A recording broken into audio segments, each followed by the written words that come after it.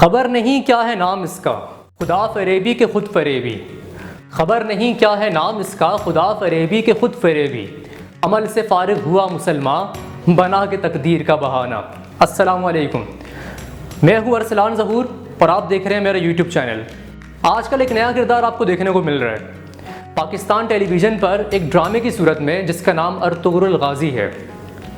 ویسے تو یہ کردار 13ویں صدی پرانا ہے، لیکن آج کل پاکستان ٹیلی ویژن پر آپ کو دکھایا جا رہا ہے۔ اس کردار کے بارے میں آپ کو اس لیے بتاؤں گا کہ موجودہ حالات کے ساتھ اس کا تعلق کیا ہے اور ایسی کون سی ڈیولپمنٹس ہیں جن کے ساتھ اس کو جوڑا جا سکتا ہے، اور وہ کون لوگ ہیں جن کو اس ڈرامے سے، ارطغرل غازی سے تکلیف ہے اور کیا تکلیف ہے۔ دراصل یہ معاملہ بہت صدیوں پہلے کا ہے۔ 13ویں صدی میں جب منگولیا سے ایک قوم نکلی چنگیز خان کی قیادت میں، منگولین تاتاری، جب انہوں نے ایشیا پر حملے کرنا شروع کیے، دیگر ممالک پر کئی ممالک انہوں نے تباہ کر دیے، لوٹ مار مچا دی۔ اور چنگیز خان کے بارے میں آپ جانتے ہی ہوں گے، اس کی قوم، اس کی فوج کیسی تھی۔ جس ملک پہ وہ حملہ کرتے تھے اس کو وہ تباہ کر کے رکھ دیتے تھے۔ وہاں پر وہ ایون اتنی ظالم قوم کہ وہاں کے لوگوں کے سروں کے ساتھ یہ فٹ بال کھیلتے تھے۔ جب یہ قوم سینٹرل ایشیا تک پہنچی، خوارزم کے علاقے میں ایک بڑی تگڑی سلطنت تھی۔ جب ان منگولیوں نے، تاتاریوں نے اس سلطنت کو بھی تباہ کر دیا، تو وہاں پر ایک قبیلہ تھا جس کا نام قائی قبیلہ ہے۔ وہ قبیلہ وہاں سے بھاگ نکلا اور اس قبیلے کا سردار سلیمان شاہ تھا۔ سلیمان شاہ کے 4 بیٹے تھے اور تیسرا بیٹا جس کا آپ ڈرامہ دیکھ رہے ہیں، جس کے نام پہ یہ ڈرامہ ہے، ارطغرل غازی نام ہے اس کا۔ ارطغرل غازی بھی اسی قافلے میں تھا۔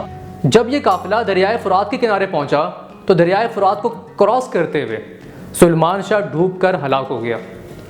اس کے بعد اس قبیلے کے لوگوں نے اپنا سردار چنا ارطغرل غازی کو۔ ارطغرل غازی کو اپنا ایک نیا سردار چنا اور ارطغرل غازی اپنے چھوٹے بھائی کے ساتھ ترک کی طرف روانہ ہو گیا، اور باقی جو 2 بھائی تھے وہ الگ نکل گئے۔ جو ارطغرل غازی کے حمایتی تھے وہ ان کے ساتھ ترک کی طرف نکل گئے۔ ترک میں مسلمان حکومتیں تھیں اور اس وقت ترک کے حالات بھی کافی بہتر تھے۔ جب یہ قافلہ جنگل سے نکل کر ایک وادی میں پہنچا جس کا نام ہے انکرا وادی میں جب یہ پہنچا تو ارطغرل غازی نے دیکھا کہ وہاں پر 2 فوجیں آپس میں لڑ رہی ہیں۔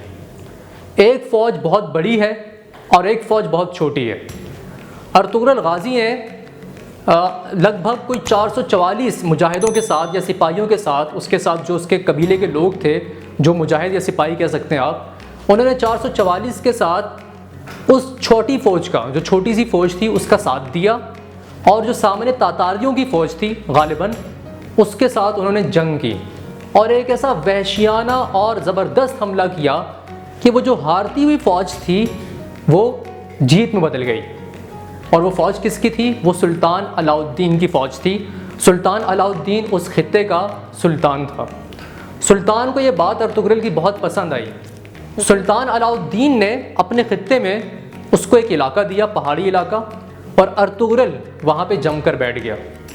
ارطغرل غازی نے اپنی زندگی میں ایک خواب دیکھا تھا جس میں اس نے ایک بڑا چاند اور ایک بہت بڑا درخت دیکھا جس کی شاخیں پوری دنیا میں پھیلی ہوئی تھیں۔ اس نے اس خواب کا ذکر اپنے مرشد ابن العربی سے کیا، اور ابن العربی نے اس سے کہا کہ تم چن لیے گئے ہو، تم اور تمہاری نسلیں دین اسلام کو پوری دنیا میں پھیلائیں گی۔ ارطغرل غازی نے اپنے خواب میں 4 دریا بھی دیکھے اور 4 بڑے پہاڑ بھی دیکھے۔ وہ 4 دریا اس کی سلطنت میں موجود تھے: دریائے فرات، دریائے دجلہ، دریائے نیلم اور دریائے دنیوب۔ یہ 4 دریا اس کی سلطنت میں موجود تھے، اور 4 بڑے پہاڑ، کوہ کاف، کوہ نور، کوہ اطلس اور کوہ بلقد، یہ بھی اس کی سلطنت میں موجود تھے۔ 650 سال تک انہوں نے اپنی حکومت کی اور آس پاس کے علاقے بھی فتح کرتے گئے اور اپنی سلطنت بڑھاتے گئے۔ اور ایک وقت ایسا آیا کہ ارطغرل غازی کی وفات سے پہلے وہ بہت طاقتور انسان بن چکا تھا۔ اس کے بعد اس کا بیٹا عثمان، چھوٹا بیٹا جس کا عثمان تھا، اس نے اپنے باپ کی جگہ لی۔ عثمان نے یہ فیصلہ کیا کہ کیوں نہ خلافت کو زندہ کیا جائے۔ اس نے سلطنت عثمانیہ کی بنیاد رکھی اور 3 برائے اعظموں تک اپنی سلطنت کو پھیلا دیا۔ اب میں آپ کو مختصراً بتاتا ہوں کہ اس کے بعد کیا ہوا۔ ان کی حکومت 650 سال تک رہی، لیکن 650 سال کے بعد ان میں غداریاں آ گئیں اور کچھ ایسی برائیاں آ گئیں جس کی وجہ سے یہ حکومت تباہی کی طرف جانا شروع ہو گئی۔ حجاز جو ان کے پاس تھا، حجاز کا مطلب یہ کہ خانہ کعبہ اور مدینہ منورہ، ان دونوں پر بھی ان کا کنٹرول تھا، اور آج 40 ایسے ملک ہیں جن پر براہ راست سلطنت عثمانیہ کا کنٹرول تھا۔ اس دور میں سلطنت عثمانیہ بہت طاقتور ہوا کرتی تھی، لیکن ان کا جو زور ہے، جو طاقت ہے، وہ پہلی جنگ عظیم کے بعد کم ہونا شروع ہو گئی، اور یہ اتنے کمزور ہو گئے کہ اس دور کا جو سلطان تھا، سلطان وحید الدین، وہ بھی جلا وطن ہو گیا، اس کو بھی جلا وطن ہونا پڑا۔ 40 ایسے ملک ہیں جو سلطنت عثمانیہ سے آزاد ہوئے، جن میں مصر، عراق، شام اور دیگر مسلم ریاستیں اور دیگر ایسی ریاستیں ہیں جو خلافت عثمانیہ سے آزاد ہو گئیں۔ جب حجاز پر ان کا کنٹرول تھا، اس کے بعد جب سعود خاندان آیا اور کنٹرول سعود خاندان کے پاس آ گیا، اس کے بعد جب خانہ کعبہ یا مسجد نبوی میں کوئی بھی تبدیلی ہو تو ترکی باقاعدہ جہاز بھیج کر وہاں سے جو پتھر، جو نوادرات، جو اینٹیں نکالی جاتی ہیں، وہ ترکی اپنے جہاز میں استنبول لے کر آتا ہے اور میوزیم میں رکھ دیتا ہے، تاکہ ان کو یاد رہے کہ ایک دور تھا جس میں ترکی عمرے پہ آنے والے اور حج پہ آنے والے مسلمانوں کی میزبانی کرتا تھا، اور اب وہ دوبارہ چاہتے ہیں کہ ان کو یہ میزبانی دوبارہ دے دی جائے یا مل جائے۔ اس پر میں ایک اور ویڈیو بناؤں گا جس میں تفصیلی بات کروں گا۔ اب جب یہ معاہدہ طے پایا دونوں فریقین میں، تو جرمنی نے درخواست کی کہ جنگ بندی کر دی جائے، اور یہ معاہدہ لوزین کہلاتا ہے، ٹریٹی آف لوزین کہلاتا ہے، اور لوزین جو ہے سوئٹزرلینڈ کا ایک شہر ہے، ایک علاقہ ہے۔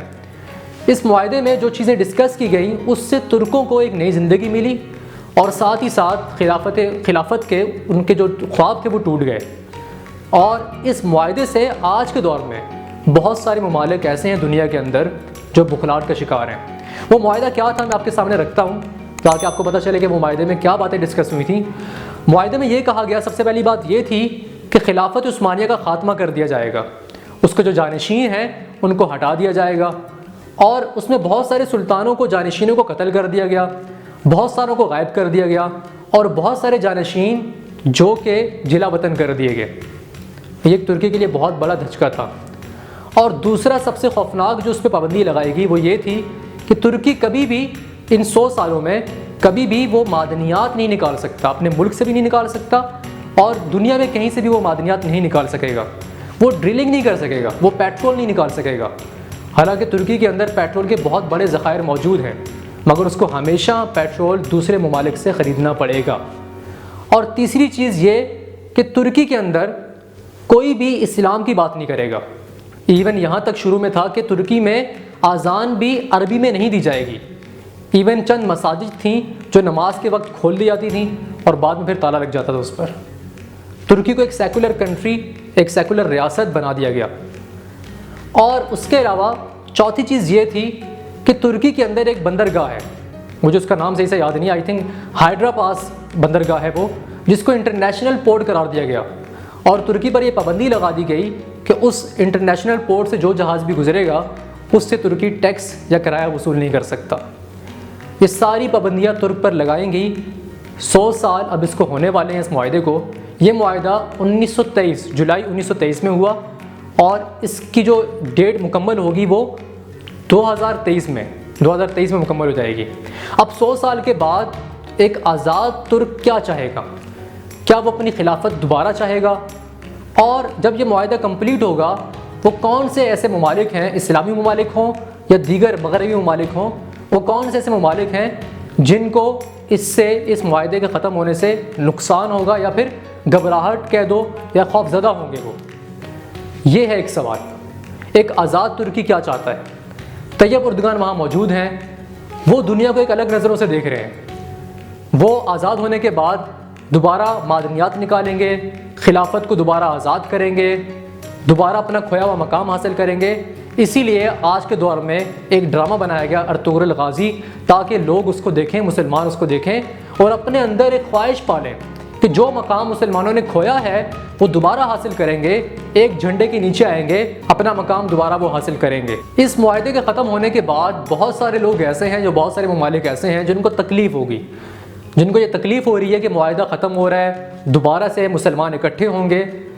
آپ بہتر جان سکتے ہیں کہ وہ لوگ کون ہیں، یا تو وہ غدار ہیں کردوگلوں کی طرح جو ڈرامے میں آپ دیکھ رہے ہیں۔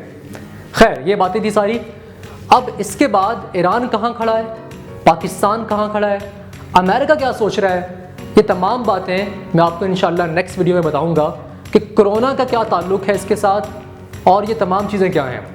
اگر آپ کو میری ویڈیو یہ پسند آئی ہے جو میں نے آپ کے لیے ریسرچ کی ہے تو اس کے لیے میری حوصلہ افزائی کے لیے آپ ویڈیو لائک کریں، اسے شیئر کریں، میرے چینل کو سبسکرائب کریں اور اپنا خیال رکھیں۔ انشاءاللہ اگلی ویڈیو کے ساتھ دوبارہ حاضر ہوں گا۔ اپنا خیال رکھیے گا۔ فی امان اللہ، اللہ حافظ۔